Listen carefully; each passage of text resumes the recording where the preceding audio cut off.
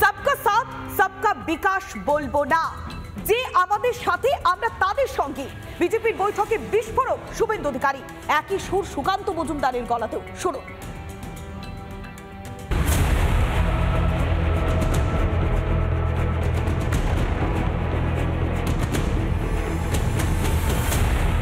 Science সিটিতে ভোটের ফলাফল নিয়ে পর্যালোচনা বৈঠক বিজেপির। তৃণমূলকেও এক হাত নিলেন বিরোধী দলনেতা।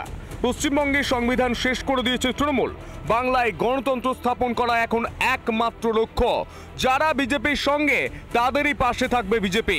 সবকা সাথ সবকা বিকাশ বন্ধ করতে হবে মন্তব্য বিরোধী দলনেতার। We need democracy in Bengal. আগে বিজেপি হলে বিরোধী হলে আটকাতো, হিন্দু বলে ভোট দিতে দেয়নি। সংখ্যা 50 লাখ। আমিও বলেছি রাষ্ট্রবাদী মুসলিম, আপনারাও বলেছেন সবকা সাথ সবকা বিকাশ। আর বলবো না, বলবো जो हमारे साथ हम उनका साथ, सबका साथ सबका विकास बंद करो। नो नीड সংখ্যালঘু মোর্চা। একই সুর বিজেপির রাজ্য সভাপতির গলাতেও। কিছু মানুষ হয়তো মনে করেছিলেন যে কোনো সন্ন্যাসীর অপমান হলো, কে দুর্নীতি করেছে এটা ভেবে লাভ নেই, আমি তো 1000 টাকা পাচ্ছি, আমার তো পকেট ভরছে। তাই এই ভোটাররা হয়তো কয়লা গরু পাচারের কথা জেনেও, চুরির কথা জেনেও তৃণমূলকে দোষের ভাগী করেনি। হয়তো বলেছে তৃণমূলটা চোর, কিন্তু বংশটা ভালো বংশ। 2026-এর ভোটের আগে নতুন করে রাস্তায় নেমে কর্মীদের লড়াইয়ের বার্তা দিলেন বিজেপি নেতৃত্ব। বিট্টু রায়চৌধুরীর রিপোর্ট, রিপাবলিক বাংলা। দুদিনের সিআইডি হেফাজতে সুবোধ সিংকে আগেই পাঠিয়েছিল আদালত। বিহারের জেল থেকে তাকে আসানসোলে আনা হয়েছিল গ্যাংস্টার সুবোধ সিংকে। তার বিরুদ্ধে রয়েছে একাধিক মামলা। হেফাজতে 14 দিন পূর্ণ হতে সিআইডি বুধবার আসানসোল আদালতে ফের পেশ করা হয় সুবোধ সিংকে। আর এবার পুলিশের কড়া নিরাপত্তার ঘেরাটোপে আদালতে আনা হয়েছে গ্যাংস্টার সুবোধ সিংকে।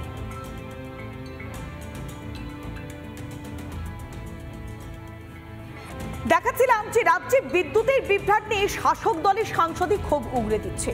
আর এর মাঝে প্রকৃতির রুদ্ররূপও তো রয়েছে, কেননা এখন তো বর্ষাকাল, কিন্তু তার মাঝেই রাজ্যে বৃষ্টির দেখা নেই বললেই চলে। আর এর মাঝেই রাস্তার কঙ্কাল বেরিয়ে গিয়েছে, বেহাল রাস্তা। বারবার এই বেহাল রাস্তার কারণটা কি? নির্মাণেও কি এবার দুর্নীতি?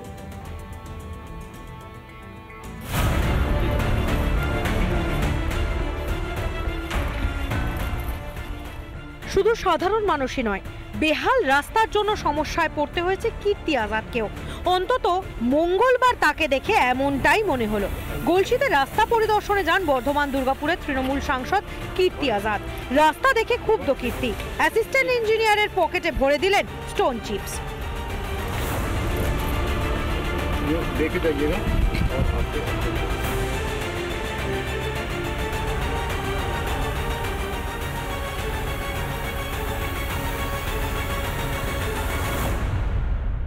রাজ্যের বিভিন্ন রাস্তার বেহাল দশা।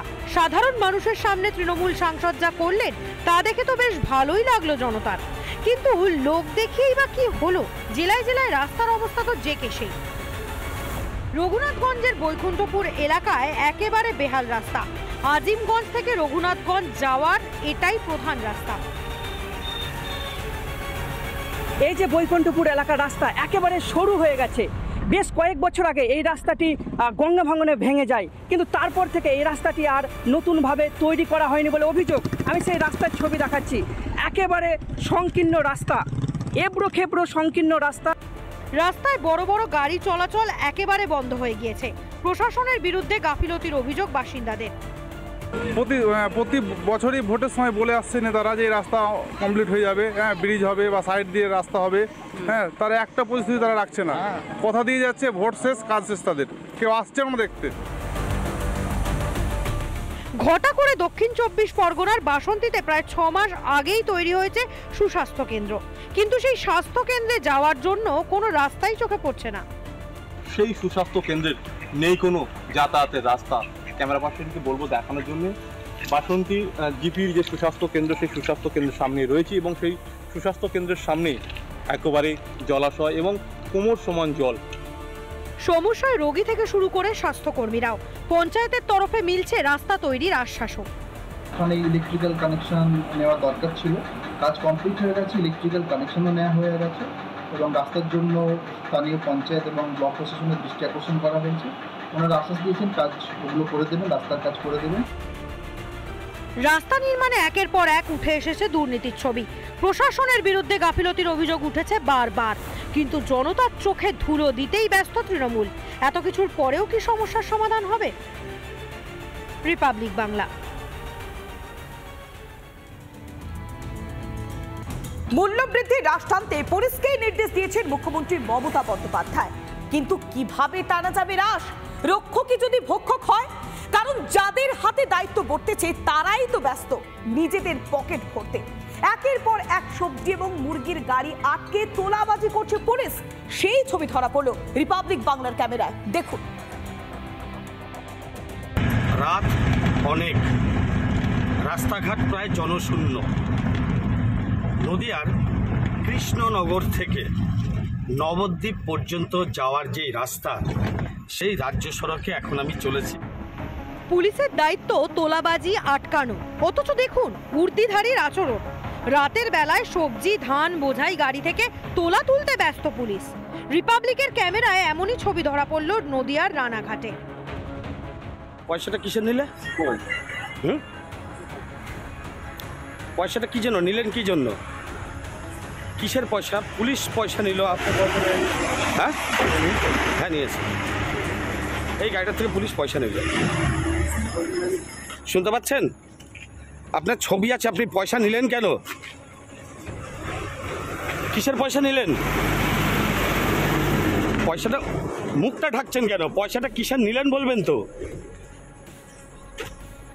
কি কারণে সবজির গাড়ির থেকে কি কারণে পয়সাটা নিলেন?